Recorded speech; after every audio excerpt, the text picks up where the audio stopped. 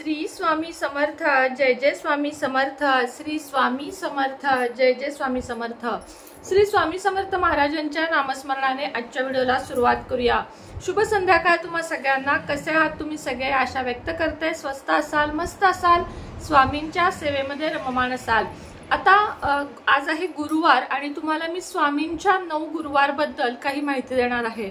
बऱ्याच लेडीज 11 गुरुवार पण करतात, त्याचेही फळ खूप चांगले आहे। स्वामींचे 11 गुरुवार म्हणजे 11 गुरुवार आपल्याला स्वामी सारामृत संपूर्ण वाचायचे असते, महाराजांना अभिषेक करायचा असतो आणि 11व्या गुरुवारी उद्यापन करायचे असते। तसेच श्री स्वामी समर्थांचे 9 गुरुवारचे व्रत सुद्धा खूप जास्त प्रभावी आहे। हे मी स्वतः अनुभवलेलं आहे, 2दा मी केलेलं आहे आणि त्यामुळे तुम्हाला मी ते सांगत आहे। आता मी स्वतः हे व्रत पुन्हा चालू करणार आहे नेक्स्ट गुरुवारपासून।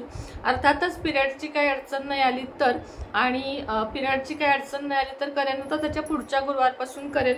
पण खूप सुंदर, आता त्यांनी बघा वरतीच लिहिलेलं आहे, सुख, शांती, समाधान व आरोग्य संपदेसाठी भक्तांच्या सर्व मनोकामना पूर्ण करणारे अनुभव सिद्ध श्री स्वामी समर्थांचे 9 गुरुवारचे व्रत असं आहे आणि खूप छान आहे। तुम्हाला मी याची माहिती देते की हे कसं करायचं असतं।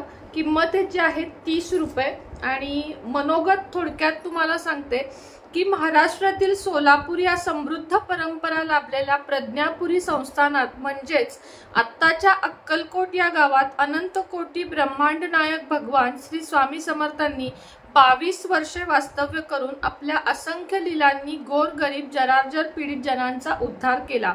आजही ते आपल्या भक्तांच्या पाठीशी समर्थपणे उभे आहेत। श्री स्वामींच्या पुनीत वास्तव्यानेच अक्कलकोट हे पुण्यक्षेत्र अर्थातच भूवैकुंठ बनलेले आहे।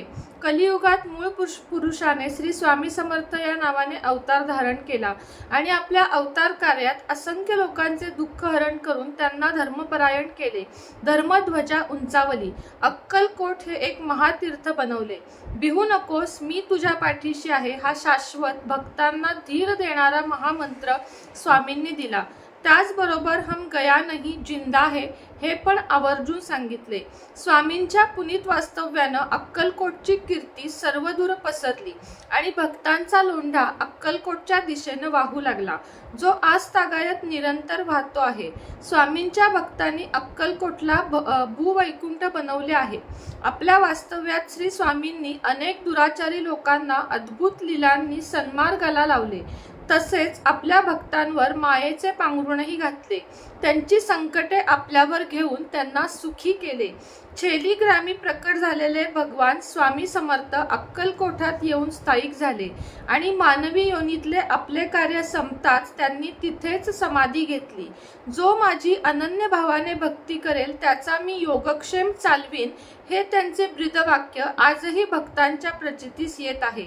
श्री स्वामी समर्थांचे गुरुवारचे व्रत प्रत्येक गुरुवारी श्रद्धा भक्तिभावाने केल्यास त्या व्रतकर्त्याचे मनोरथ पूर्ण होऊन त्यात सुख समाधानाची प्राप्ती होते। हे शाश्वत समाधान देणारे व्रत असून ते या कलियुगात करणाऱ्याला नक्कीच लाभदायक ठरणार आहे। म्हणूनच या व्रताचे फळ स्वतः अनुभवा आणि दुसऱ्यांनाही अनुभव घेण्याचा तुम्ही म्हणजे संधी द्या। आता या व्रताबद्दलच्या काही सूचना। या व्रताला कोणत्याही गुरुवारपासून आरंभ करावा। हे व्रत क्रमाने 9 गुरुवार करायचे आहेत। व्रत संकल्प फक्त पहिल्याच गुरुवारी करायचा आहे। संकल्पित व्रत झाल्यावर 9व्या गुरुवारी उद्यापन करावे। हे व्रत कोणतीही व्यक्ती, आबालवृद्ध, स्त्री पुरुष, पती पत्नी, कोणत्याही जाती धर्माची व्यक्ती सद्भावनेने करू शकते। व्रतकर्त्याने या दिवशी उपवास करावा, तो सायंकाळी सोडावा। फलाहार, चहा, कॉफी तुम्ही घेऊ शकता। स्त्रियांच्या बाबतीत व्रताचरण करताना मासिक अडचण आल्यास फक्त उपवास करावा, तो गुरुवार गृहीत धरू नये। जेवढे गुरुवार आड येतील तेवढे गुरुवार अधिक करून 9 ही संख्या पूर्ण करावी। उद्यापन त्यानंतरच्या गुरुवारी करावे। प्रवासाचा प्रसंग आला तरीही उपवास सोडू नये। अशा वेळी दिवसभर श्री स्वामी समर्थ या मंत्राचा जप करावा, पण तो गुरुवार गृहीत धरू नये। एक गुरुवार अधिक करावा। हे शीघ्र फलदायी व्रत आहे। ज्या इष्टकार्य सिद्धीसाठी आपण हे व्रत आचरणार असाल ते इष्टकार्य श्री स्वामींच्या कृपेने 9 गुरुवारच्या आतच संपन्न झाले तरीही व्रतोपासना चालू ठेवावी व 9व्या गुरुवारी यथाविधी उद्यापनही करावे। इच्छित कार्य पूर्ण झाले म्हणून व्रत कधीही मध्ये सोडू नये।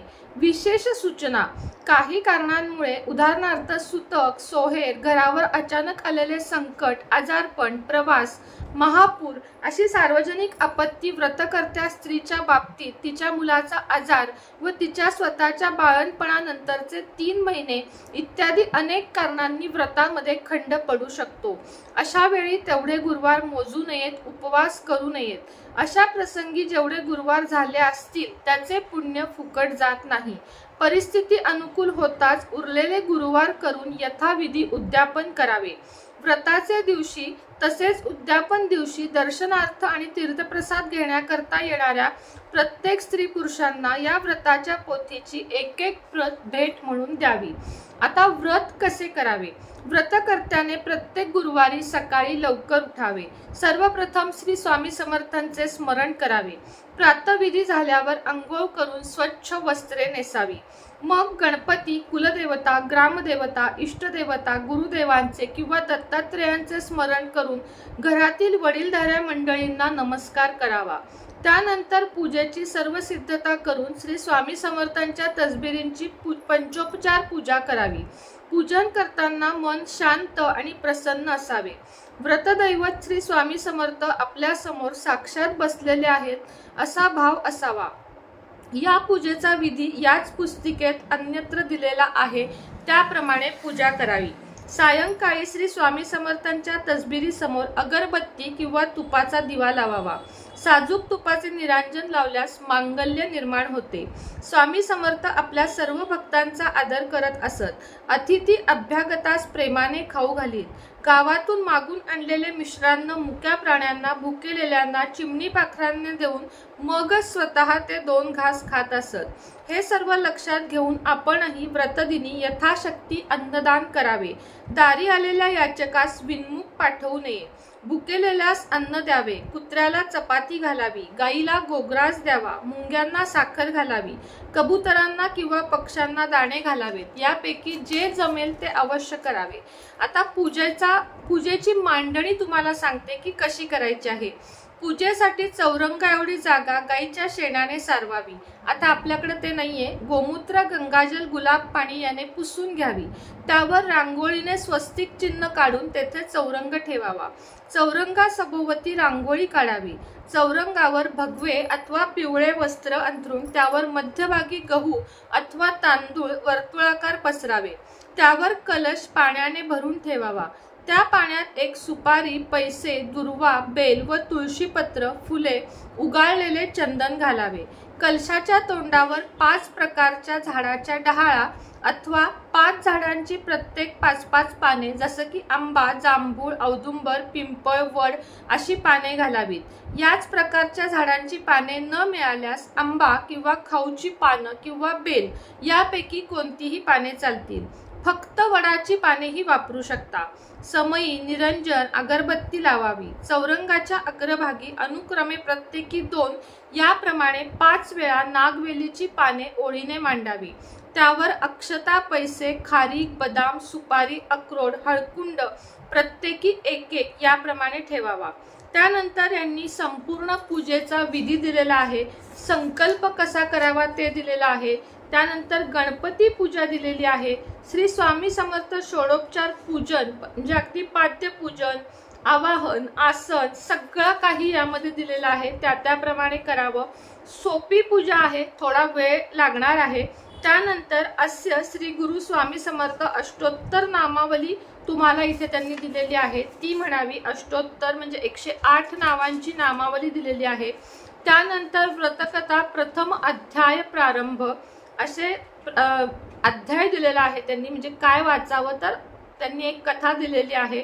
त्यानंतर तारक मंत्र दिलेला आहे जो आपला आवडीचा आहे। व्रतकथा द्वितीय आरंभ म्हणजे दुसरी कथा, त्यानंतर तिसरी कथा दिलेली आहे। अशा प्रकारे 3 कथा म्हणजे 3 अध्याय आपल्याला वाचायचे आहेत। त्यानंतर नैवेद्य दाखवायचा आहे, आरती करायची आहे। आरती सुद्धा यांनी दिलेली आहे। कुठली दिलेली आहे? छेली खेडे ग्रामी तू अवतरलासी, जगत उद्धारासाठी राया तू फिरसी। आणि त्यानंतर गुरुदेव अक्कलकोट स्वामी समर्थ इथली श्री दत्तगुरु कर्दळी वनातुनी स्वामी रूपे प्रकटले, ही सुंदर आरती त्यांनी दिलेली आहे। आणि शेवट आपल्याला काय करायचं आहे तर तीर्थप्राशन करायचं आहे, नमस्कार प्रदक्षिणा घालायची आहे आणि म्हणायचे आहे, हे अनंत कोटी ब्रह्मांड नायका देवादिदेवा भगवान श्री स्वामी समर्था, तुझ्या नामस्मरणाने सर्वांचे कल्याण हो। इति श्री भगवत श्री गुरु श्री स्वामी समर्थ नऊ गुरुवार व्रतपूजा संपूर्ण। अशी ही पूजेची मांडणी अतिशय सोप्या पद्धतीनं आहे। आणि जसं आपल्याला 11 शुक्रवार वैभव लक्ष्मीचे वगैरे केल्यावर जसे फळ मिळते, तसे प्रत्येक स्वामी भक्तांसाठी 9 गुरुवारचे व्रत ही एक सुवर्ण संधी आहे, जे आपण कोणत्याही गुरुवारपासून धरू शकतो। आणि कुठलाही म्हणजे तुम्ही असं काही पाळू नका, अमावस्या आहे, पौर्णिमा आहे, आपल्याला स्वामी आणि आपण हे आपलं एक नातं निर्माण करायचं आहे आणि स्वामींसाठी 9 गुरुवार करायचे आहेत। तुम्हाला जर याची पूजा मंडळी बघायची असेल तर पुढील गुरुवारी जर मी केलं तर पूजा मंडळी अवश्य तुम्हाला दाखवेन किंवा मध्ये मांडून दाखवेन। आणि त्याचप्रमाणे 11 गुरुवारची जर माहिती हवी असेल तर तीही आपण लवकरच पुढच्या गुरुवारी चॅनलवर मी देईन। तर आज मी तुम्हाला 9 गुरुवार व्रताची माहिती दिली। तुम्ही प्रत्येक स्त्रियांनी पुरुषांनी हे व्रत करा। ह्या व्रताची पुस्तिका तुम्हाला जिथं धार्मिक पुस्तके मिळतात तिथे आणि अक्कलकोट मध्ये अवश्य हे पुस्तक मिळतं, कारण अक्कलकोट संस्थानानंच हे पुस्तक काढलेलं आहे। त्यामुळे तुम्हाला कुठल्याही धार्मिक पुस्तकांच्या दुकानात किंवा स्वामी समर्थांच्या म्हणजे आध्यात्मिक जिथं पुस्तके मिळतात, ग्रंथ मिळतात, तिथं तुम्हाला हा ग्रंथ मिळून जाईल। खूप एक साधारण पाऊण तास लागतो या पूजेला, मी 2दा केलेला आहे म्हणून सांगू शकते। तुम्ही करा, तुमची इच्छा 9 गुरुवार मध्येच पूर्ण होईल। समजा नाही झाली हताश होऊ नका, पुन्हा करा। जसे वैभव लक्ष्मीचे शुक्रवार आपण करतो तसंच सेम हे 9 गुरुवारचं व्रत आहे। करून बघा आणि मग मला सांगा की हो ताई माझी ही इच्छा होती आणि ती पूर्ण झाली। महाराजांनी सगळ्यांच्या सगळ्या इच्छा पूर्ण करो आणि सगळ्यांना खूप सुखी समाधानी ठेवो, हीच महाराजांचरणी प्रार्थना करते आणि आजच्या व्हिडिओला इथंच थांबवते। हा व्हिडिओ महत्त्वाचा असल्यामुळे आपल्या सगळ्या फ्रेंड सर्कलमध्ये म्हणजे आपल्या सगळ्या आप्तेष्टांपर्यंत पोचवा, म्हणजे प्रत्येकजण 9 गुरुवारचे व्रत करेल आणि प्रत्येकाला आयुष्यात जे हवे ते मिळेल। श्री स्वामी समर्थ।